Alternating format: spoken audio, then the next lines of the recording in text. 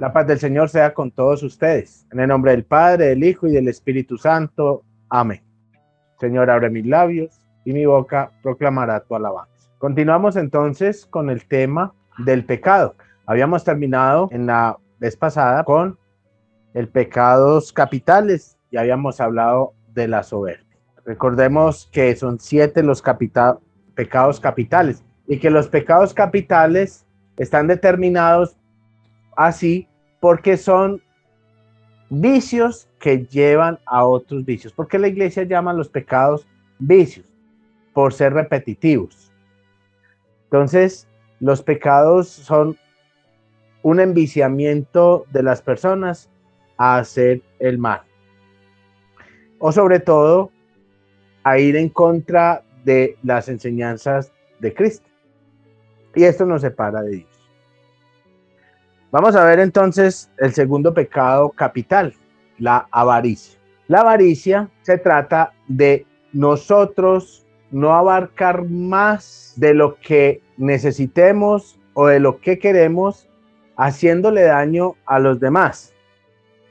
Es decir, la avaricia no es querer tener todo en la vida y quererlo y ganarlo y buscarlo y tener su casa, su finca. No, eso no es avaricia. La avaricia no es que yo quiera o pueda conseguir bienes. La avaricia consiste en que en conseguir esos bienes yo haga daño a los demás. Como por ejemplo, la avaricia abarca el otro vicio que es robar, el hurto. Por eso la avaricia es el pecado capital que abraza a estos otros pecados. Entonces, la persona que consigue sus bienes o que busca bienes por medio del hurto, por medio del robo, de quitar los bienes de los demás, entonces es la persona avarienta. La persona que comete usura. ¿Qué es la usura? La usura es hacer un préstamo y colocar el 20% de interés, como le pasa a muchas personas, con los famosos préstamos de al 20%. Eso es avaricia. Hacerle daño a los demás, no importándole nada, sino solamente el bienestar propio. La avaricia también abarca no solamente el hurto, sino también la trampa. ¿Qué es la trampa? Porque muchas veces nosotros hacemos o queremos ganar un bien diciendo una mentira. No, diga que yo me gano tanto. Por favor, diga que yo hago tal trabajo para que me hagan o para que me den el préstamo. O diga que yo soy de estrato 1 o de estrato 0.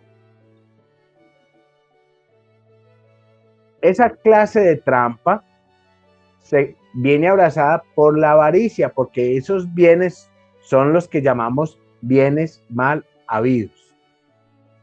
Muchas personas dicen, no, es que si yo vendo drogas y si yo vendo licor, el bien es mal habido. No, el bien no es mal habido si usted vende drogas o si usted vende licor. Porque entonces se condenarían todas las personas que trabajan en las farmacias. No, es que la droga mala es la cocaína o la marihuana. No, es que si usted en las farmacias compra drogas que no están prescritas y que hacen daño, usted se puede hacer mucho daño. No es vender drogas lo que hace el daño. El daño se lo hace la persona que consume las drogas. Ah, pero para vender drogas yo mato personas. Para vender drogas secuestro. Para vender drogas intimido. Ahí sí hay avaricia.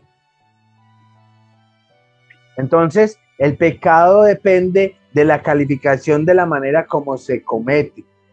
Recordemos que el pecado debe tener consentimiento, conciencia. Hay personas avarientas en sus casas. Con lo pequeño, el pecado no depende de lo mucho que tú robaste, sino de robar, sino de engañar. Puede ser muy poco, pero hubo un engaño. Personas en la casa que engañan a su esposo para poder sacar dinero. Señores que engañan a su esposa para poder gastar el dinero en otras cosas.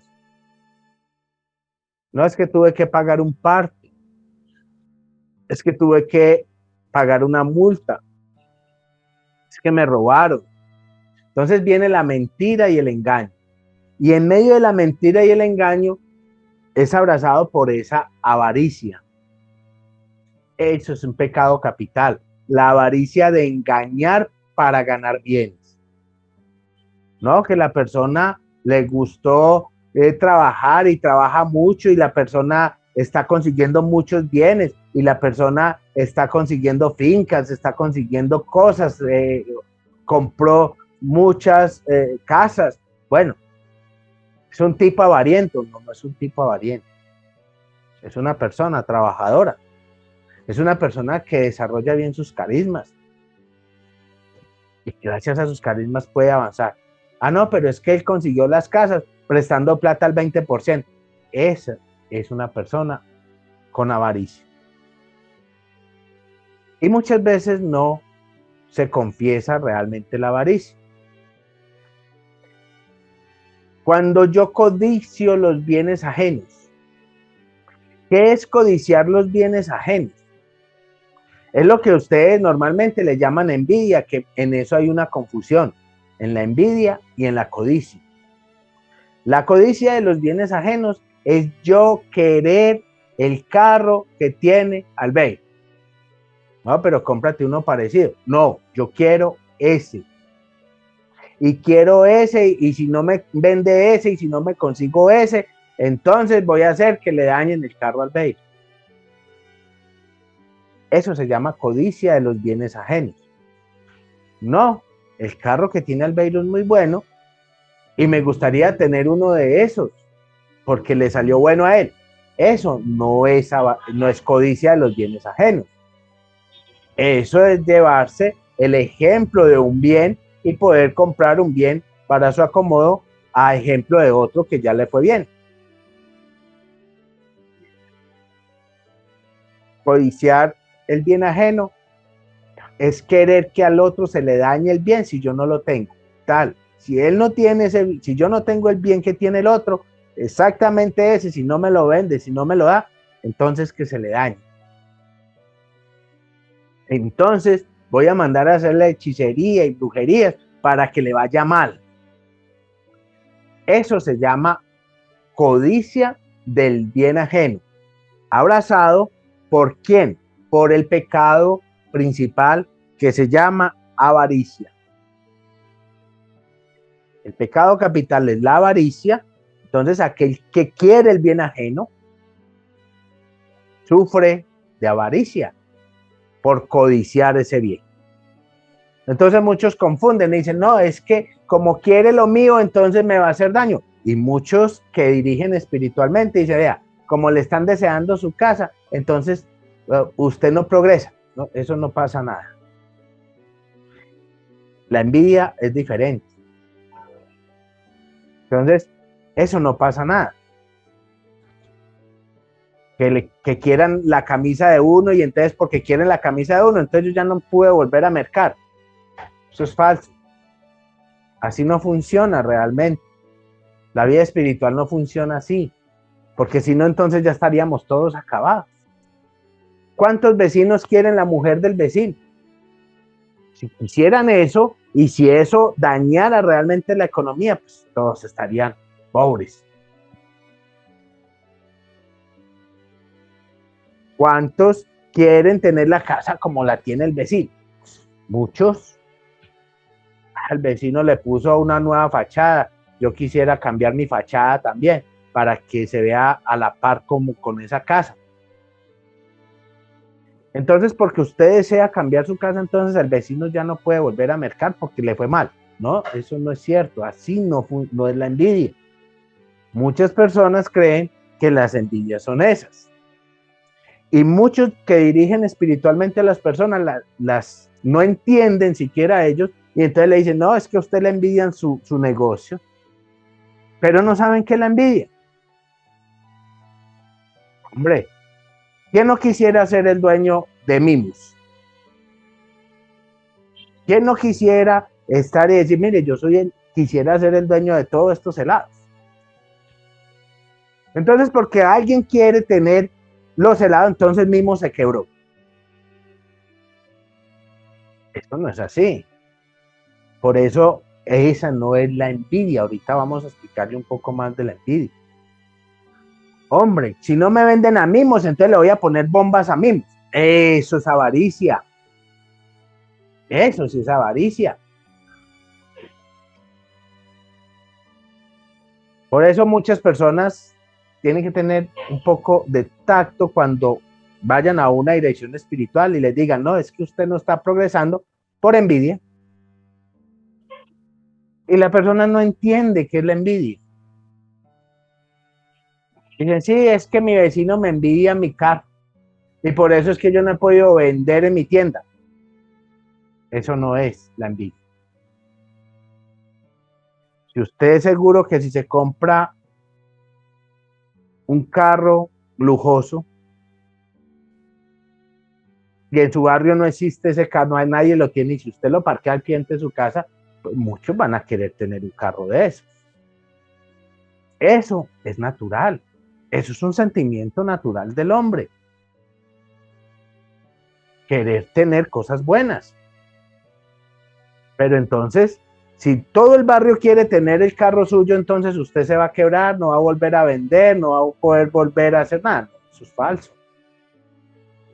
Y si va donde un director espiritual y dice, no, es que como usted le envía en el carro, entonces no, usted no va a progresar, usted lo han envidiado mucho, sin saber que la envidia. Ahorita les voy a aclarar bien eso. Eso de desearle sus cosas se llama codicia de bienes ajenos. Y esa codicia de bienes ajenos significa que quieren mi bien y que me están haciendo lo imposible para tener mi bien. Si están codiciando, o yo estoy haciendo lo imposible para tener el bien de otro. No quiero uno parecido, no quiero uno de los mismos, quiero ese. Eso se llama codicia de los bienes ajenos, abrazado por la avaricia. Entonces, aquel que presta dinero a usura, es un avariento. Comete el pecado principal y sabe que está mal. La persona a conciencia sabe que eso está mal, pero aún así lo hace. Aún así no le interesa cobrarle el 20% por 5 millones de pesos que prestó. Cobran el 20% mensual. ¿Cuándo le van a pagar? ¿Acá? Es lo que le pasa al gobierno. El gobierno sube y sube impuestos, sube y sube impuestos. Sube y sube, un ejemplo, el precio del SOAT, sube y sube y sube el precio del SOAT. Y si usted va a mirar, el 50% de los automóviles y motos tienen SOAT, el otro 50% no lo compra porque lo subieron mucho. Si tuvieran un poquito más de pensamiento, dirían, bajemos el precio del SOAT para que todos lo compren. Eso es lo que pasa. Eso es lo que pasa cuando nosotros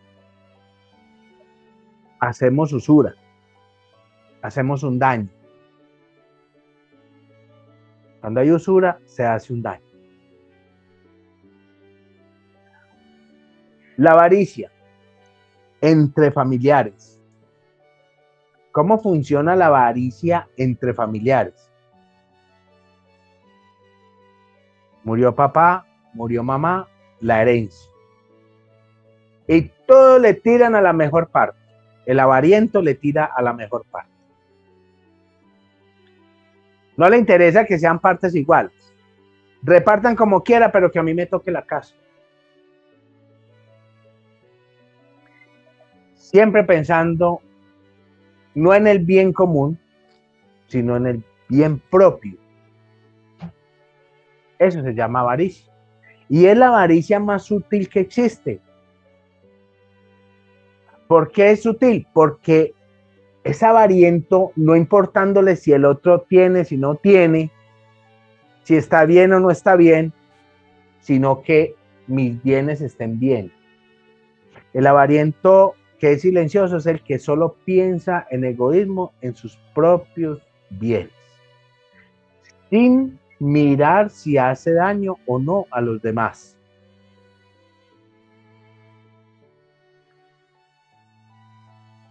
Las personas de una casa, los jóvenes, los muchachos de la casa, los niños de la casa. Entonces el papá elige para Julián esta habitación, para Esteban esta otra habitación. Y cuando crecen los hermanos pelean. Es que papá, usted le dio la mejor habitación a Julián. Usted todo se lo da a Julián. Usted esto a Julián. Usted le compró el mejor computador a Julián. Usted le compró la mejor bicicleta a Julián. Y entre hermanos comienza la avaricia. Porque los papás no midieron con justicia. Los papás tienen mucha culpa en enseñarle a sus hijos. Y a veces le enseñan la avaricia sin mirar qué es lo que están haciendo.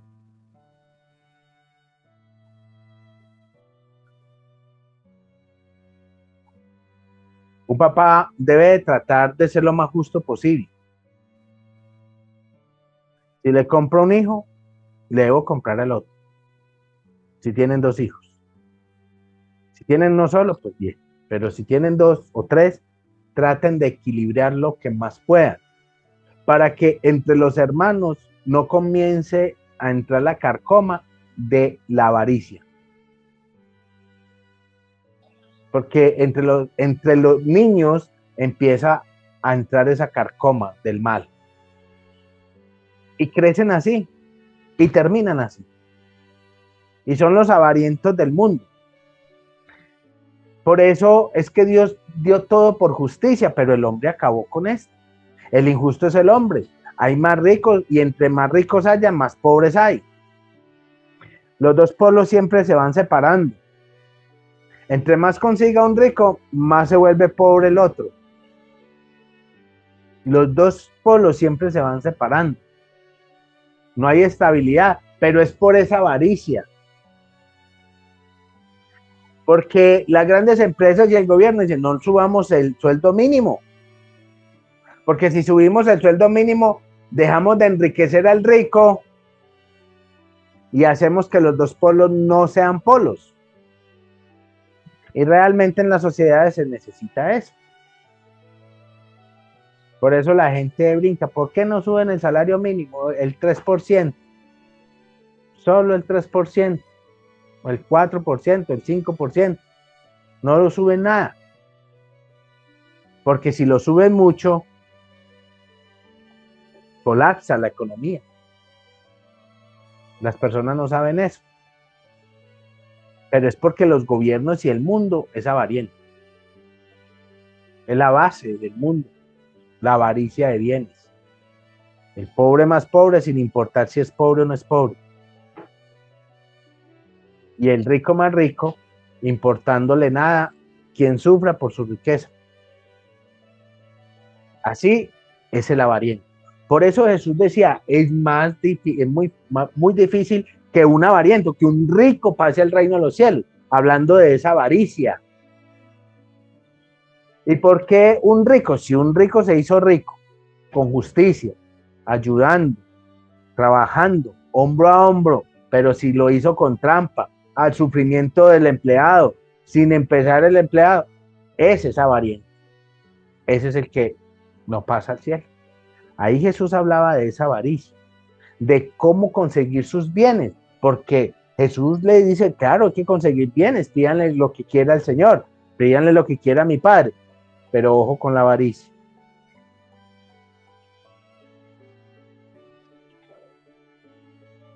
Entre esposos hay avaricia.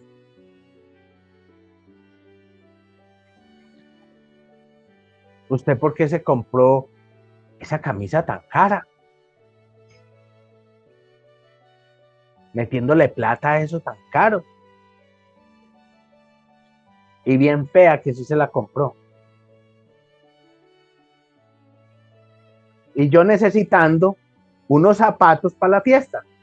Y usted va y le mete un montón de plata a una camisa. Empieza entonces a nivelar mal. El otro no y yo sí. El otro no y yo sí. Y empieza el sentimiento de la avaricia. Entonces dice, ahora como no me dio los zapatos, le voy a decir que tengo que pagar yo no sé qué cosas y yo no sé qué para poder sacar los zapatos. Ahí entra la trampa y ahí entra la avaricia. Por eso ustedes tienen que empezar a clarificar de qué se trata ser avariento. Ser avariento es conseguir bienes, es muy sencillo. Conseguir bienes a costa del mal, o de la trampa, o de la mentira, o del sufrimiento. Entonces yo consigo bienes a costa del mal que estoy haciendo. No, usted puede conseguir todos los bienes que quiera, los que Dios le dé. Y siempre hay que pedir que le dé muchos, para eso se pide por la providencia. Pero bien habidos, es decir, sin hacer trampas, sin causar sufrimientos y sin causar daños. Por eso dice, es que el que hace drogas causa daño. El que causa daños es el que consume las drogas.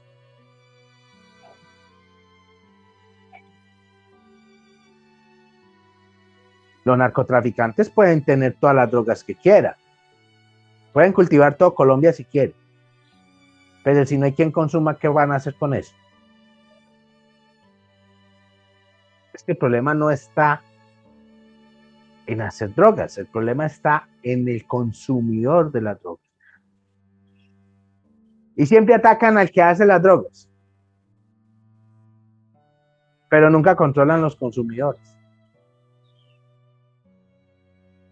Colombia, el peor, vamos a ponerle freno a Colombia que hace las drogas. ¿Y por qué no le prenden freno a Estados Unidos que se la consume? Si no hay consumidor, no va a haber productor. Entonces, ahí es donde está el problema cuando nosotros nos volvemos avarientos y cuando no entendemos realmente de qué se trata el pecado en sí. Entonces siempre muchas personas como Pilato se lavan la mano. No, yo no soy avariento porque yo no vendo, yo no hago daño, yo no vendo drogas, yo no hago esto, yo nunca le he hecho daño a nadie. Bueno, y cuando usted tiene su sueldo y cuando usted consigue su dinero, lo reparte justamente. No, porque si mi esposa se da cuenta que yo tengo plática por ahí para otros gastos, ahí está. Eso se llama avaricia. Está mal utilizando sus ingresos por avaricia y engañando. Mi esposa nunca pregunta cuánta plata tengo. Ahora, gástese en lo que usted quiere. No pasa nada. No pasa nada. Gástese en lo que usted quiera. Compre elefantes blancos. Compre marranos amarillos y rosados y guárdelos. Haga lo que quiera. Pero si su esposa está pendiente porque el sueldo tiene que manejarlo entre todos y usted engaña, usted se vuelve avariento. Hay que tener cuidado con ese pecado. No engañe. Bueno, el otro pecado que se parece mucho a la avaricia es la envidia, que es el pecado capital. La envidia. ¿De qué se trata la envidia? La envidia se trata de desearle el mal a otro. Realmente la envidia son los demonios que se llaman así, demonios envidiosos. La envidia no es el sentimiento de yo querer el bien de otro. La envidia es el sentimiento de dañarle el bien al otro. Es que esa persona montó un carro de perros mejor que el mío. Le voy a mandar personas para que se lo dañen. Le voy a mandar personas para que lo atraquen. Le voy a hacer hechicería para que le vaya mal. Le voy a decir a la gente que esos perros los hacen con pan viejo, con salchichas de gato. Le voy a decir a la gente eso. Voy a dañarle el negocio a él para yo prosperar. Eso se llama envidia. Hacer el daño a otro. Envidia es enviar. Se llama envidia. Es un envío de la maldad hacia otro. Ah, no, es que a mí me da rabia que pongan ese Mercedes-Benz ahí de frente a mi casa y yo con este Renault 4. Voy a mandar a pinchar esas llantas de ese Mercedes-Benz y le voy a decir a un gamincito o a una persona que venga y lo raye y yo le doy cualquier cosa. Ahí entra la envidia. El deseo de hacer mal a otro. Y hacerlo.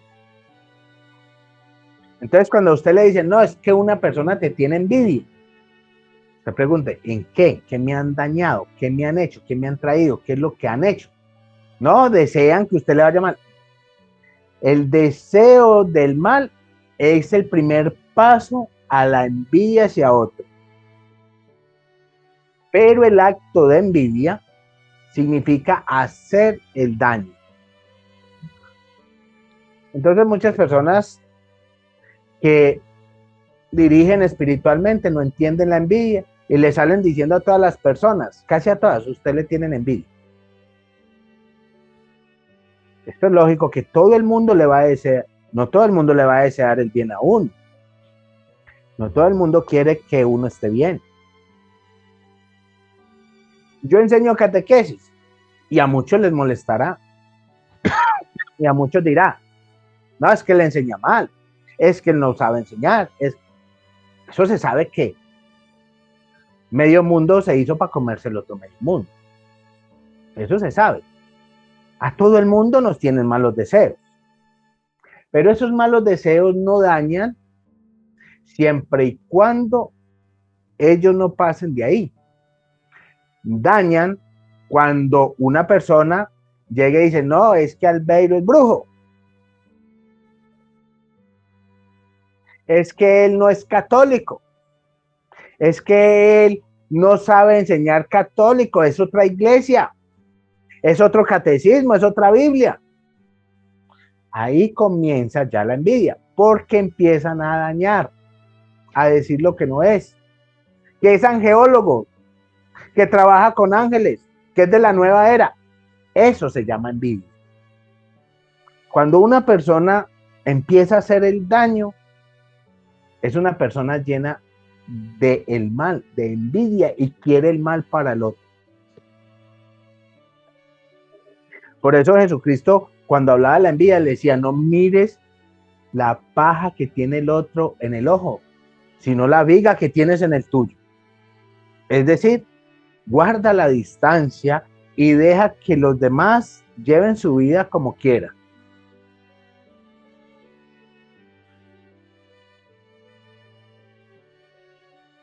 Que aquel abogado salió mejor que yo, me cogió unos negocios mejor que yo. Voy a ir a hablar con el juez y voy a decir que ese abogado está haciendo trampa, estoy haciendo daño. Eso sí se llama envidia.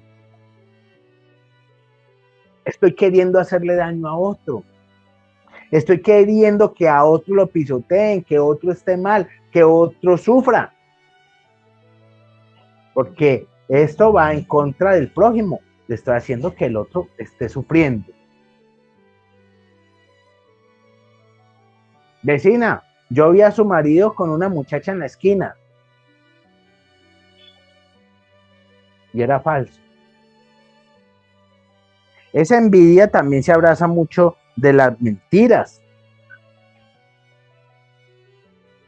La envidia se basa mucho en crear una realidad falsa alrededor de las personas para hacerles daño.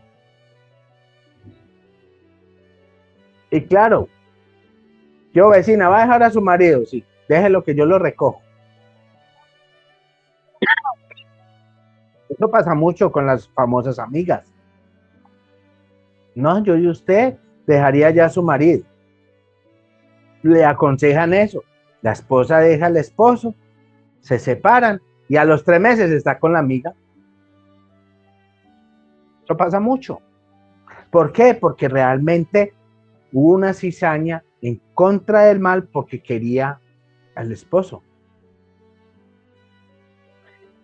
La envidia se basa en hacerle daño a otro. Ah, es que yo fui y le hice hechicería a otro.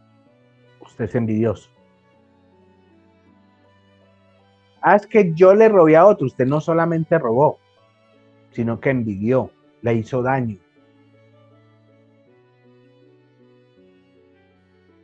Ah, pero es que no le robé sino 2.000 pesos.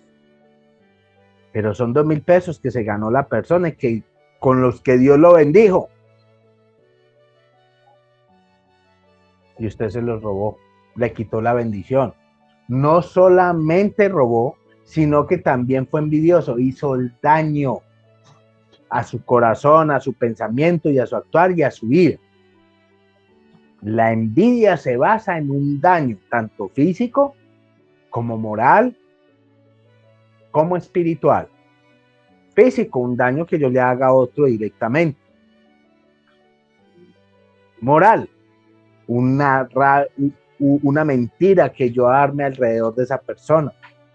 Y espiritual, una hechicería que yo mande a hacer a esa persona. Entonces no nos confundamos. Ah, es que la persona quiere tener mi carro, quiere tener mi casa, quiere tener mis zapatos, a mí me cargan mucha envidia, yo por eso vivo tan maluco. No se preocupe por eso. Si usted tiene un carro amarillo, se lo van a envidiar. Y si lo pinta rojo, al otro día se lo van a envidiar. Eso no es envidia. Envidia es que vengan y si usted tiene un carro amarillo, llegan y se lo dañan. Eso sí es una envidia. Pero que deseen lo de uno, eso no le hace daño a uno. A nadie le hace daño que le deseen sus cosas. Eso no trae demonios a ti. Entonces, cuando vayan a alguien que los dirija espiritualmente y que le digan, no, es que usted le tiene mucha envidia, eso es una envidia. Pregunten, ¿en dónde me hicieron la envidia? ¿En dónde está el daño? ¿Cómo me la hicieron? No es que a usted le desean su negocio. Pues eso se sabe. Eso se sabe que si usted vende 10 millones de pesos diarios, pues ¿quién no le va a querer tener su negocio? Todo el mundo va a querer tener su negocio. Eso, y entonces eso no lo deja progresar, eso no pasa nada. No se dejen llenar de cuentos, eso no pasa nada. Ah, no, es que usted vende 10 millones de pesos diarios, pero mire, le montaron allá un aviso diciendo que eso es robado, diciendo, eso sí es un daño de envidia. Eso sí trae demonios, porque trae demonios de mentiras a usted. Pero no es solamente lo que los demás le dicen a uno. Si usted hace el daño a otro, eso atrae demonios a usted. Entonces, muchas veces la envidia no es que me la hayan hecho a mí, sino que yo la esté haciendo a otro. Y los demonios son muy astutos. Los demonios buscan auxilio donde lo llamen. Y si usted lo llama haciéndole daño a otro, hablando mal de otro, esos demonios te van a rodear a usted. Y esta envidia abraza un vicio, por eso son pecados capitales, porque abrazan otros vicios. Abraza un vicio que se llama celos.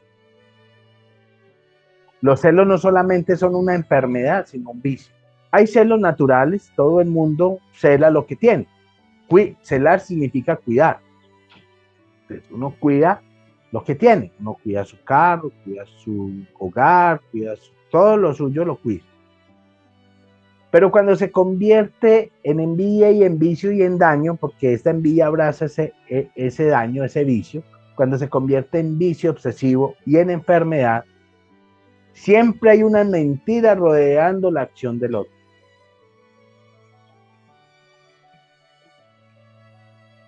Y atrae demonios que dañan la imaginación de las personas.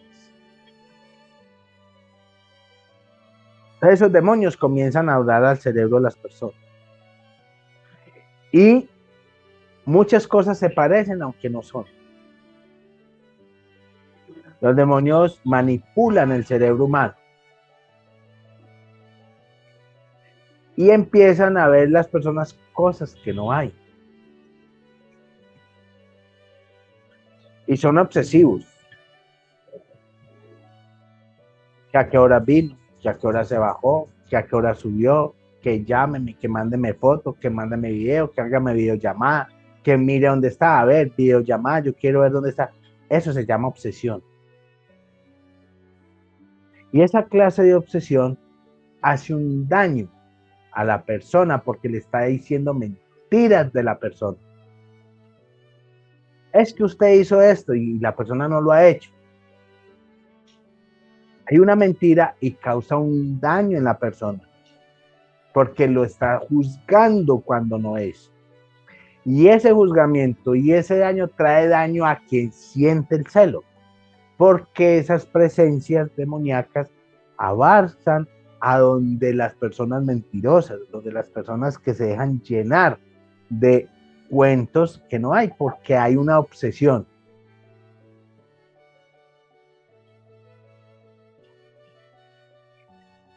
Las personas inestables espiritualmente son muy celosas.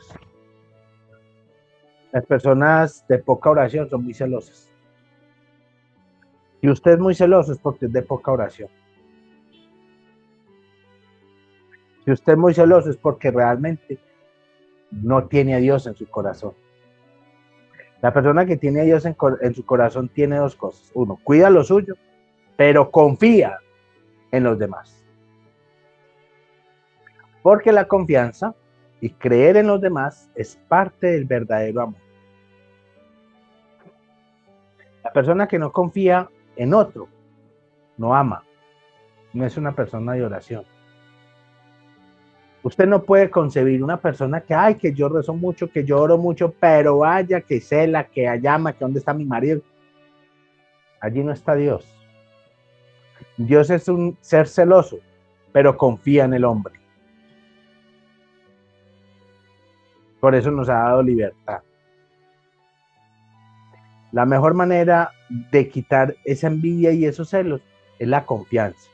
Confiar en sí mismo y rezar mucho. Rezar de verdad. Aprender a amar. Porque cuando uno no ama, uno dice, se deja llamar a sí mismo y se va a ir con otro, se va a ir con otro. Está con uno, está con otro, está allí, está allá. ¿Acaso la otra persona no es libre? ¿Acaso Dios no le dio la libertad de hacer con su vida lo que quiera? Pues si usted no se siente cómodo con una persona libre, esté solo, como lo dijo San Pablo. Es mejor quedarse solo. Pero si usted se ama, deje a la persona, deje de decir cosas que de pronto no hay. No se invente, no se imagine, la imaginación es mentirosa. Y esa imaginación te puede llevar a la falsedad y la falsedad a la envidia y la envidia trae esos demonios que ya no te dejan vivir. Entonces la envidia no es solamente que lo sientan, que lo hagan con uno, sino lo que uno hace a los demás. Cuando uno lo hace, también esos demonios nos acompañan. No es que yo fui a leerme las carticas nomás a ver cómo me iba a ir en el futuro. Se engañaron. El futuro no hay. No es que a mí me dijeron, y yo les voy a hacer un pequeño paréntesis aquí. quiero hacerles un pequeño paréntesis, porque me parece importante que las personas tengan buen conocimiento de la vida espiritual. Los demonios pueden rodearnos mucho, pero no nos poseen. Para que haya una posesión de nuestro ser, tiene que ser que usted haya renunciado al Espíritu Santo. Y tiene que ser que usted no tenga el Espíritu Santo o no haya sido bautizado. O que haya renunciado realmente al Espíritu Santo. Y eso puede dar posesión. Yo sé que hay personas que tienen muchos problemas a nivel espiritual. Pero, escúchenme bien, pero también empiezan a confundirse psicológicamente. Y empiezan a creerse que están poseídos y empiezan a creerse que están mal y empiezan a creerse que el demonio los va a acabar. Y no hay peor poder para el demonio que el que usted le da. Si usted le da poder, usted se acaba. Y muchas personas dicen, estoy poseído, y sienten, y piensan, y creen estarlo. Y resultan en muchas partes donde los engañan. Los engañan. Les dicen, sí, usted está poseído, tiene que hacer esto, y le sacan dinero. Y a la final, no le ayudan. Convénzanse de una cosa. Yo quiero que todos se convenzan que para una liberación, para una sanación, no es indispensable ningún hombre. Solo es indispensable Dios. Los hombres pueden ayudar con sus carismas, pero no pueden ni sanar ni liberar. Ni siquiera un exorcista puede hacerlo. Lo que hace un exorcista es pedirle a Dios que libere a la persona poseída, y posesiones son muy pocas. Y a muchas personas que van donde determinadas personas y es que usted ya tiene una posesión. No se crea eso. No dañe su cerebro, no se dañe psicológicamente. Porque si usted se daña psicológicamente, ya no solamente hay que hacerle las oraciones de liberación, sino que hay que internarlo, porque tienes un daño psiquiátrico. Y hay que hacerle un tratamiento psiquiátrico. Porque se dañó la mente. Porque otro sin conocer te dice una mentira y usted se la cree. No hay poder más alto que el poder de Dios. Y el poder de Dios lo adquirimos con la oración. No lo adquirimos con magia. Y yo quería hacer este paréntesis porque muchas personas llegan a mí diciéndome, no, fui a tal parte, fui a tal otra porque estoy poseído.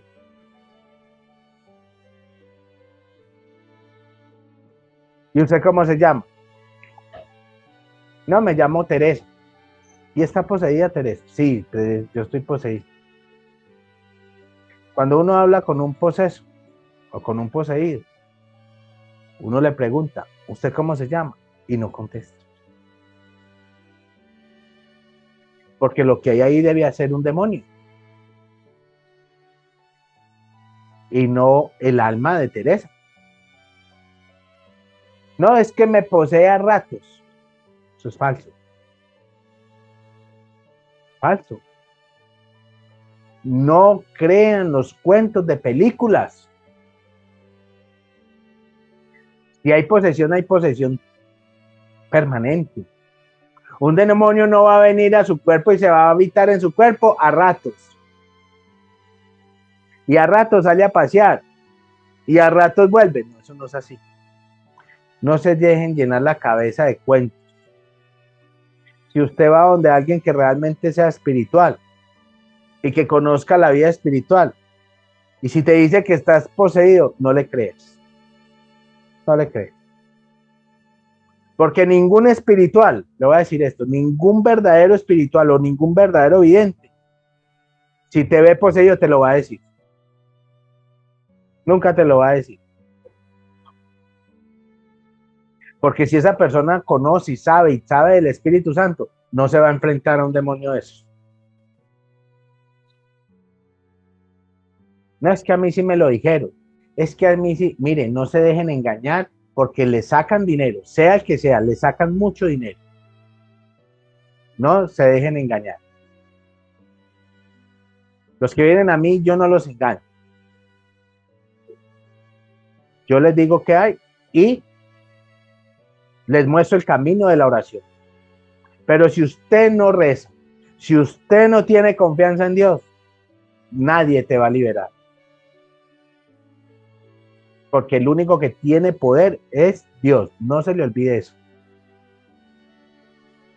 Es el único que tiene verdadero poder.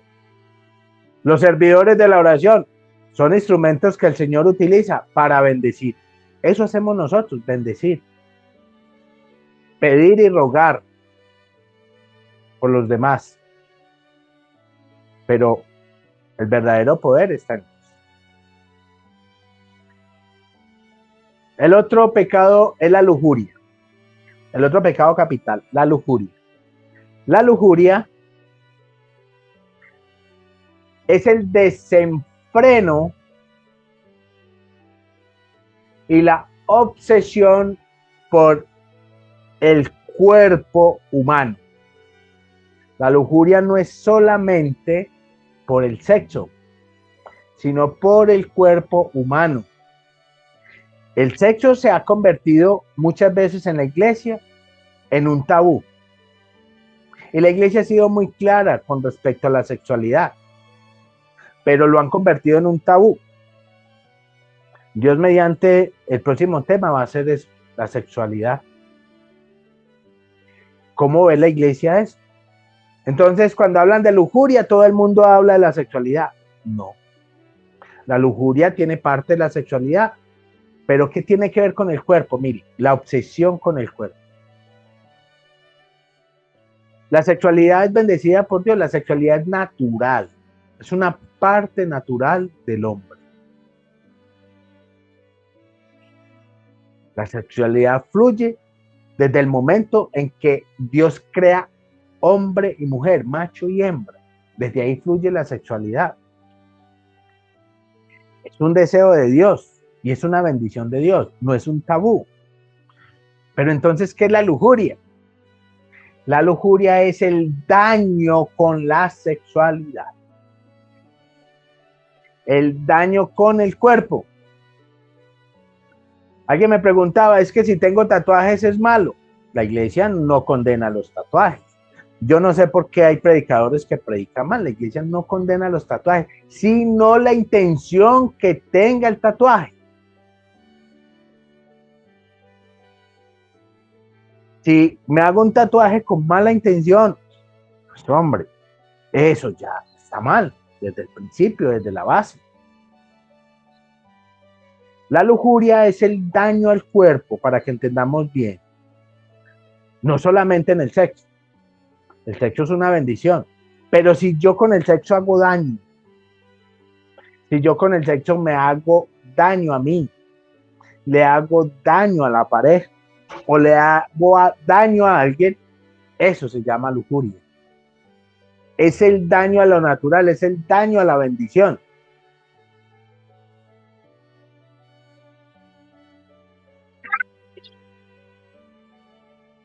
Perdón. Pero no solamente es en el sexo que se hace daño, se comete lujuria. Se comete lujuria también cuando yo daño mi cuerpo por obsesión. Es que me obsesioné tanto por tener la raíz de tal manera que lo dañé, que dañé mi cara.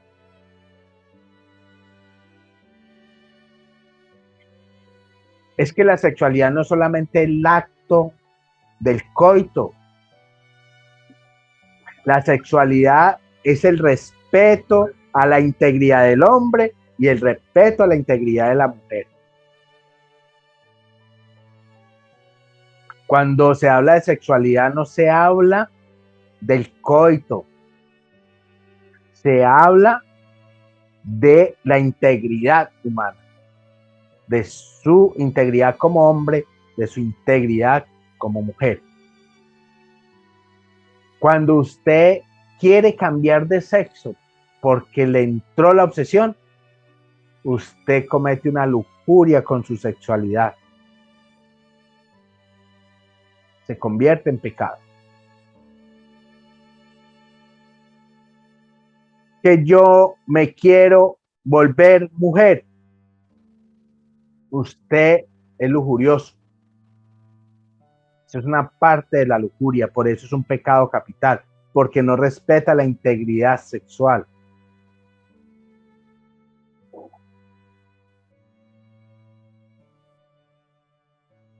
Que yo voy a manipular a una persona para dominarla porque yo soy hombre y ella es mujer. Eso es lujuria. Por eso entra allí, por eso es un pecado capital que abraza otros vicios, como el machismo, el feminismo.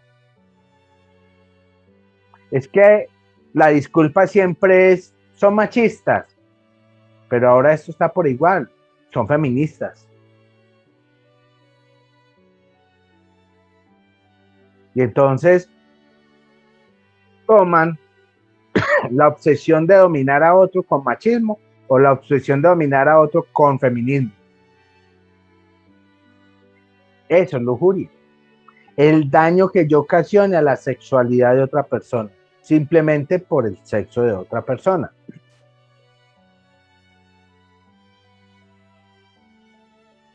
Esto trae a otros vicios que vamos a hablar más adelante con el tema de la sexualidad según la iglesia.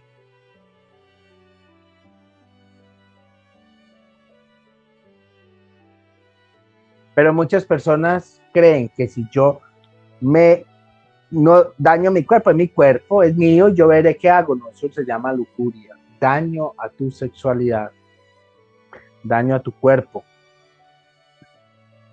No, el tatuaje no me dañó.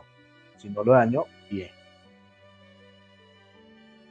No es que me hice un tatuaje de un demonio porque yo quiero recordar que soy malo. Ese es el tatuaje malo. No es el tatuaje en sí, es la intención que usted tiene con ese tatuaje.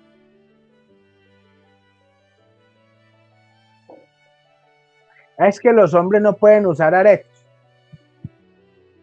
Toda la vida las han usado. Lo que pasa es que hay algunos que no nos gustan, pero toda la vida lo han usado. Es como decir que las mujeres no utilicen pantalón. Normal. No hay que poner tabús en las enseñanzas de la iglesia. Eso ya es un tabú. Lo que enseña Cristo es que, y lo que enseña la iglesia, es que la lujuria no lleve a un vicio de irrespeto a su cuerpo o al cuerpo de otro. Que haga daño o que ocasione daño. Si se ocasiona daño, entras en lujuria. No, es que una persona lujuriosa es una persona que mantiene con la libido muy alta. Es una persona lujuriosa. Una persona lujuriosa es que tiene un vicio de abuso hacia el cuerpo propio o hacia el cuerpo de otro. Eso es una persona verdaderamente lujuriosa. No es que tiene libido muy alta y le gusta tener sexo y tiene una libido alta. No pasa nada, es natural así, es una persona que nació así. Es su cerebro.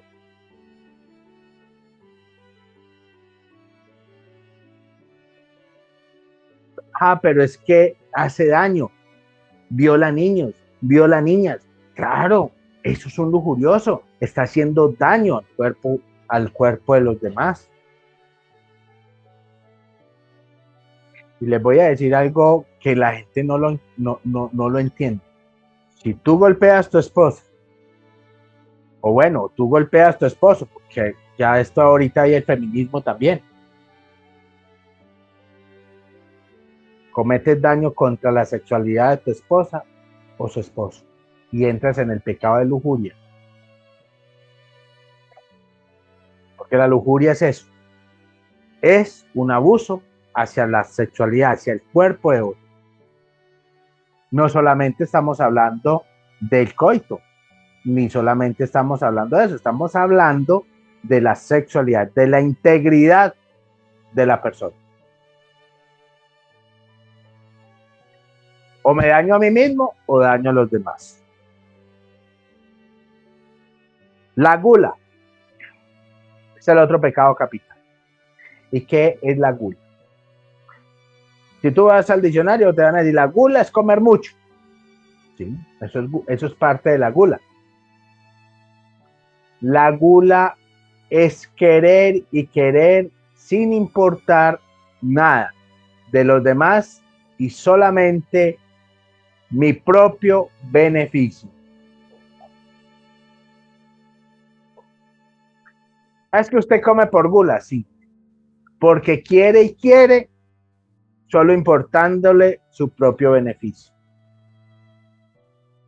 La gula es el pecado que lleva a que las personas sufran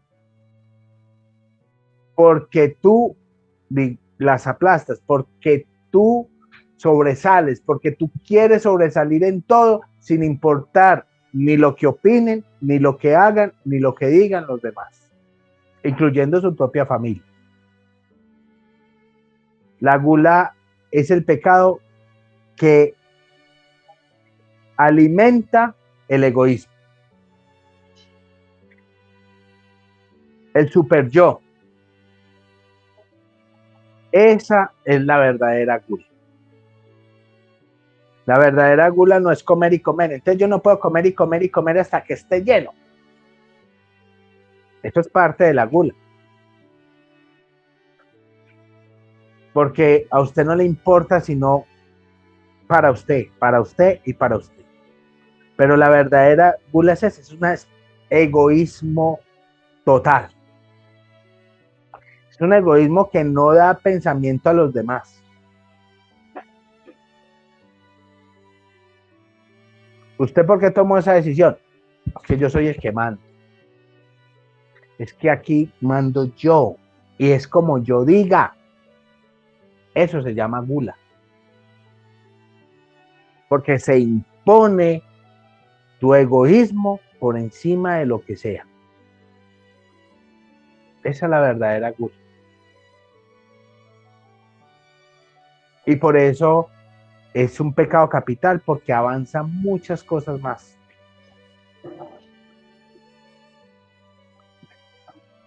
La pereza. ¿Qué es la pereza? La pereza no es que usted se acueste y no se quiera levantar, tan bueno, no es de bueno dormir. Dormir es muy sabroso, y si usted puede dormir y levantarse a las 11 de la madrugada, levántese a las 11 de la madrugada. Si el Señor le da tiempo para descansar, descanse. Eso no es la pereza. Se confunde mucho. La pereza que habla como pecado capital es dejar de hacer las cosas que necesito y debo hacer. Es no cumplir mis compromisos. Es no llegar a tiempo a mis compromisos. Mucha gente no le pone cuidado a eso. Pero si usted dice a las 10, es a las 10. Si usted llega más tarde, usted está entrando en pecado. ¿Y sabe por qué? Porque le está haciendo pecar a otro, al que le está esperando. Y fuera de eso, dice mentiras. ¿Qué pasó? Se barró el carro. No me abría la llave de la ducha. Se me atrasó el reloj. No me despertó el reloj. Es que el reloj no es el que tiene que despertar, es usted el que se tiene que despertar a tiempo. Y a muchos sí los despierta el reloj, pero llegan y ¡pum! Le pegan su golpe para que se quede callado y siguen durmiendo. Miren, esa pereza es cuando usted tiene unas tareas determinadas y no las hace. mañana, pasado mañana, el viernes, el sábado, el otro domingo. Hay tiempo. Eso se llama pereza. Pereza es cuando usted sabe que tiene que levantarse, ayudar al otro, ayudar a su hijo, ayudar a eso, y no lo hace. Pereza es cuando usted sabe que tiene que ir a misa y no va. El verdadero pecado capital de la pereza es cuando usted sabe que tiene que confesarse y no se confiesa. Cuando usted sabe que tiene que rezar ese día y no reza. El verdadero pecado de la pereza es cuando usted le saca el cuerpo a Dios, a sus deberes con Dios, a sus deberes con su alma. Que se acueste a dormir todo el día, muy bueno, que Dios le dio la oportunidad de no trabajar ese día y que ese día no tenía nada que hacer y se acostó a dormir todo el día, muy bueno. Pero rece, porque usted sabe que por más descanso que tenga, usted ese día tiene que rezar, porque su alma no la puede olvidar. O bueno, saque una semanita de descanso, muy bueno, duerma todo el día, pero no coma esa semana. ¿Qué va? Si el día de descanso, cuando está durmiendo bien bueno, es cuando come chitos, come papitas, come de todo. Pica mango, come crispetas, come helados. Ese es el día que más come. Es exactamente igual con el alma. Usted puede hacer todo en el día, pero no olvide que tiene alma. Si está descansando, no puede descansar de su alma. No debe dejar de hacer oración. La verdadera pereza es cuando nosotros abandonamos el camino de Dios. La pereza espiritual. La pereza para ser un Padre Nuestro. La pereza para rezar, para pedir, para bendecir. Y sobre todo los domingos sí que hay pereza espiritual. Es que este domingo me salió un paseo. Y yo que nunca salgo, ¿será pecado si voy? Ir no es pecado. El pecado está en que no vas a ir a misa.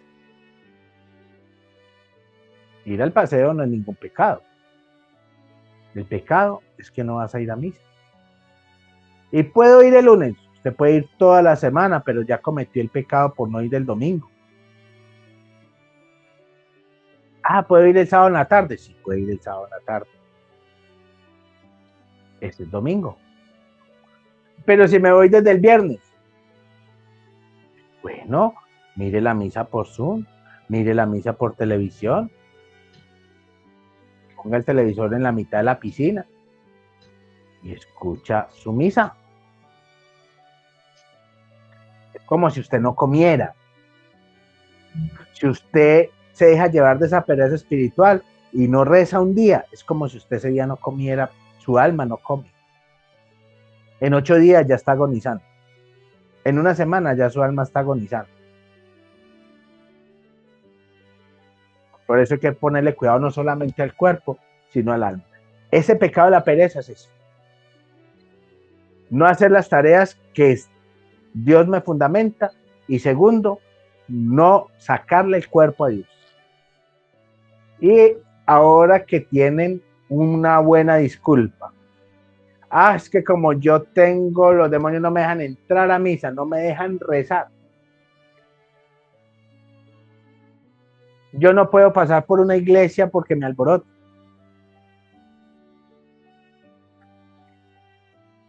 Eso es como decir que los santos no podían pasar junto a una discoteca porque los atacaba el demonio. Eso es mentiras.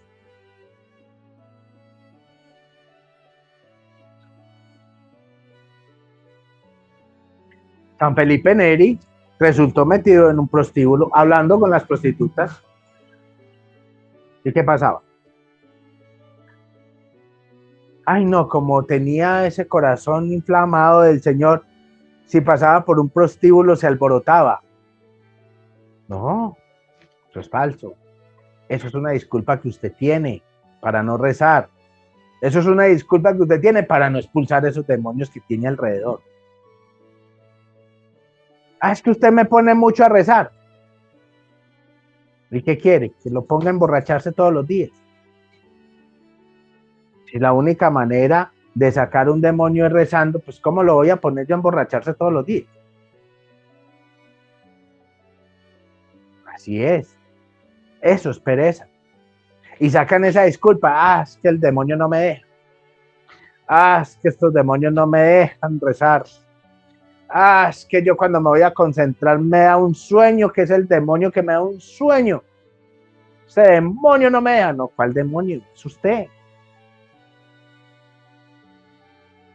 Le da mucho sueño. Se hicieron un invento muy bueno que llama el hielo, el agua fría. Ese invento es sabroso para ese sueño. Entonces una poncherada y agua fría y verá que acaba con ese demonio. Pero ¿cómo no le va a dar sueño si usted está haciendo, voy a rezar, todo arropado, todo calientico, todo, si se duerme cualquiera? No, es que usted tiene que poner esfuerzo para que no llegue esa pereza espiritual. Tiene que esforzarse para no llegar a esa pereza espiritual. Y el último pecado que tenemos pendiente es la ira. ¿Qué es la ira? La ira, lógicamente, que abraza las rabias, el despotismo hacia los demás, hacia mí mismo. Pero la verdadera ira es el recordar el mal que me hace. Esa es la verdadera ira. Y no estamos hablando de la ira de Dios, porque la ira de Dios no es una rabia. La ira de Dios es una corrección fraterna. Entonces, cuando un papá corrige a su hijo, lo está amando. Cuando un papá le llama la atención al hijo, lo está amando, porque corregir es parte del amor, porque está buscando el bien hacia los demás. Ah, pero es que yo leí unos correazos a mí. Bueno, evite dárselos si es posible. Si es posible, evite dárselos para no maltratarlo. Pero si usted no lo hizo para acabarlo, sino para corregirlo, es una corrección fraterna. Diferente es que usted cogió a su esposa y la dejó toda morada, simplemente porque quiso, o por si las moscas, o porque llegó borracho y porque le dio rabia. Eso es ira. La verdadera ira es atacar a los demás en pensamiento y en palabra y en obra. ¿Cómo ataco yo a los demás en pensamiento? Porque mantengo carcomido de no querer la persona, de hacerle mal, de desearle mal en todo momento, porque no puedo perdonar. Esa es la verdadera ira.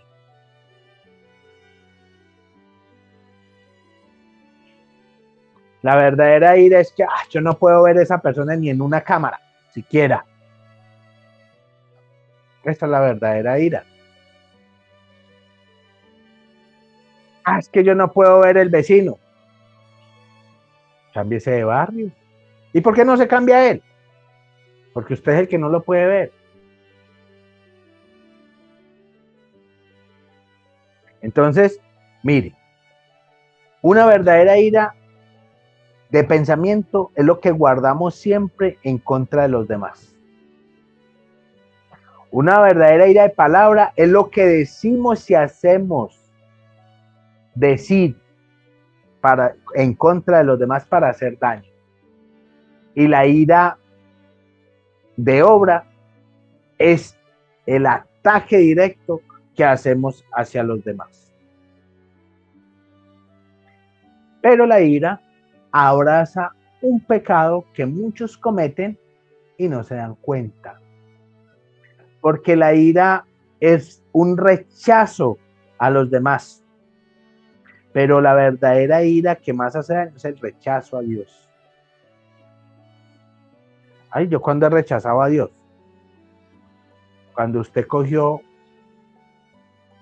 la ruda y lavó su casa con ruda para que le fuera bien. Usted tuvo ira cuando usted rechazó a Dios. Ah, no, pero es que yo solamente me hice un bañito con azúcar. ¿Eso qué tiene que ver? Usted rechazó a Dios. Usted se le olvidó la primera palabra de Dios que dice, no te harás dioses diferentes a mí. Y la ira no es solamente rabia. Aquí la ira no es rabia, la ira es un rechazo hacia los demás y sobre todo a Dios. Y la ira es cuando yo provoco para que Dios me separe. Estoy provocando que Dios me separe de Él. Cuando confío en otros dioses. No, es que me compré los elefanticos, que eso sí me van a traer plata al negocio. Separas a Dios. Pero ¿qué tiene de raro que le echen a uno ahí las cartas a ver qué le va a pasar a uno dentro de un año? Se está rechazando a Dios. Está confiando en cosas diferentes a Él. Eso es la verdadera ira. Y se pasa desapercibida. Se pasa desapercibida porque nadie le pone cuidado a eso. ¿Qué tiene de raro que yo utilice los 7 arcángeles? Luego no son 7. No, no son 7, son 3. ¿Cómo así si yo me compré lo de toda la corte de los ángeles? ¿Cómo así si la angeóloga me dijo que hoy venía el ángel azul y que mañana llega el amarillo y que pasado mañana llega el rosado?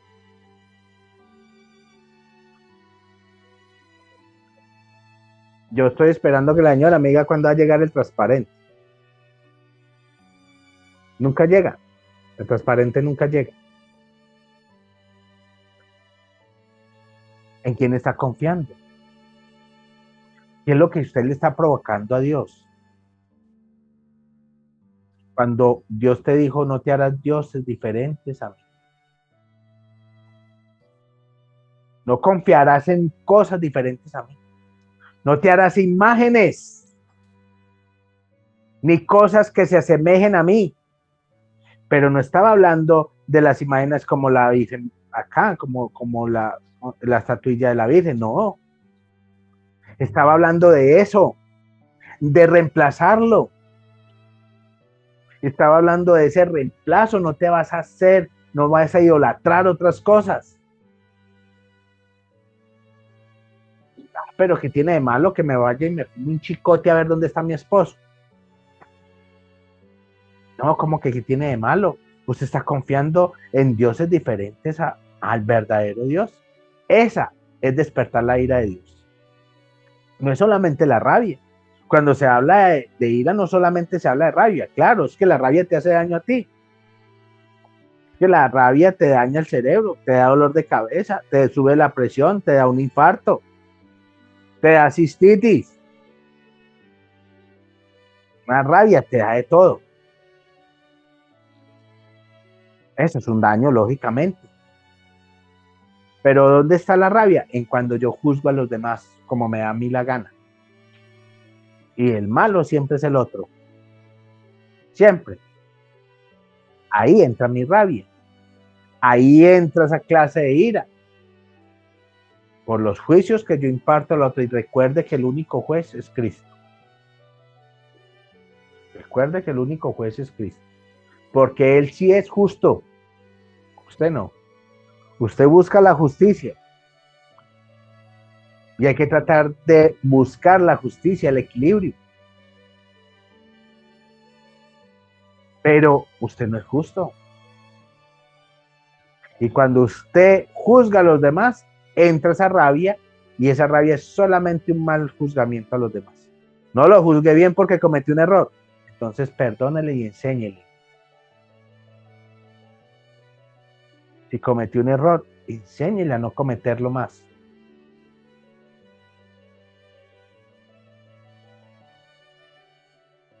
Nosotros tenemos que tener la obra de misericordia, enseñar al que no sabe. Entonces, si una persona comete un error, es por dos razones. Una, porque es humana. Y dos, porque no sabe. Porque no se lo sabe todo. Y no es perfecta. Entonces, como si usted es perfecto y si usted no es humano, juzgue. Pero si usted también es humano y es imperfecto, entonces no tiene la capacidad de juzgar. Ah, es que eso yo lo sé hacer mejor. ¿Y por qué no lo hizo? ¿Por qué dejó que el otro cometiera el error? Ah, es que ese es el trabajo que le puse y usted se lo enseñó a hacer bien. No.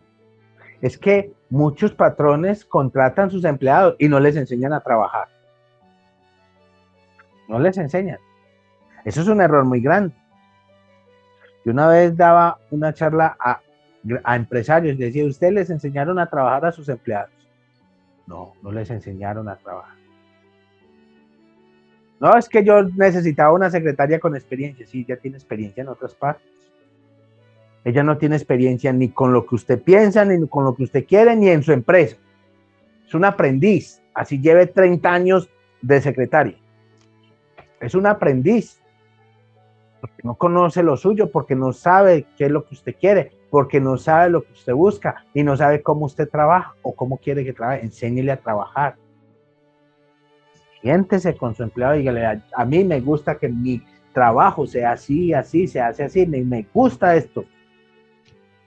Ya le enseñó a trabajar, ya no te va a cometer errores. Porque hay que enseñar primero. Pero muchas personas no lo hacen. Y por eso chocan con sus empleados. Y por eso mantienen insultando a sus empleados, mantienen humillando a sus empleados. Hombre, nadie es perfecto. Y usted cuando hace eso con un empleado le va a crear la ira hacia usted, la rabia hacia usted. Entonces va a traer todas esas presencias demoníacas por cometer esa clase de pecado. Ojo con esa ira de rechazar a Dios poniendo su confianza en otras cosas. Entonces, ¿en quién ponemos la confianza? En lo que la iglesia nos enseña. En lo que la iglesia nos enseña, con eso es suficiente. Que el agua de las 7 iglesias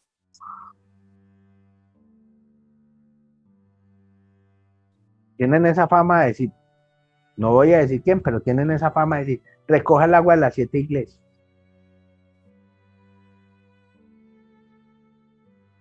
¿Confían en el agua de las 7 iglesias o confían en la oración que hizo en 7 iglesias? Usted puede visitar 7 iglesias y esa peregrinación es muy bonita. La enseñó San Felipe Neri. Puede peregrinar así, pero ¿para qué recoge agua de las 7? Luego si recoge 8, ¿qué pasa? Y luego si en una de esas no había agua, entonces ya el milagro no lo va a alcanzar. No seamos supersticiosos. No nos dejemos llevar de superstición. Ah, que usted fue a que le bendijeran bien un denario, una cama. Eso es diferente. Esto es lo que enseña la iglesia. Que los sacramentales consagrados, incluso las reliquias de los santos, tienen fuerza del Espíritu Santo. Pero no nos dejemos confundir que por una cosa llevemos a la otra. Visitar 7 iglesias fue un ejemplo que dio San Felipe Neri. Digo, peregrinar en 7 iglesias es muy bueno. Es muy bueno y sano para el alma y él lo practicó mucho. y por eso es santo y nos enseñó como santo. Pero nunca dijo San Felipe Neri que cada iglesia sacara agua para reunir el agua de las 7 iglesias. Eso nunca lo dijo. Yo no sé de dónde se inventaron eso. La visita de las 7 iglesias salió de la costumbre de San Felipe Neri, para los que no sabían eso. Él acostumbraba a visitar y hacer peregrinación en 7 parroquias diferentes para peregrinar así. ¿Por qué 7? Porque así le dijo el Espíritu Santo y porque así lo quiso elegir él en su caminar espiritual. Hubiera podido elegir 8, quiso elegir 7. Pero nunca en sus enseñanzas dijo que las 7 iglesias tenían que sacar agua para reunir agua a las 7 iglesias, porque esa agua sí sanaba o liberaba. Eso no lo enseñó el santo. Eso se lo inventó un supersticioso y hoy en día tiene fama esa superstición. Pues no crean en esa superstición. Nosotros tenemos que agua bendita, bueno, de la primera iglesia, con esa tiene. Con el primer sacerdote que te bendijo el agua, con esa tiene. O el último, el de la iglesia 7, que fue el único sacerdote que encontró. Bueno, con esa agua tiene. Es el agua que tenía de su peregrinación. No se dejen llenar la cabeza de supersticiones, porque por eso es que entran en ira, porque empiezan a poner confianza en supersticiones que no son de Dios. La Santísima Virgen María los bendiga, los cubra con su manto y los acompañe siempre. Les recuerdo darle me gusta, suscribirse al canal y activar la campana para que te lleguen los próximos videos de catequesis, bendiciones y jornada de oración en vivo.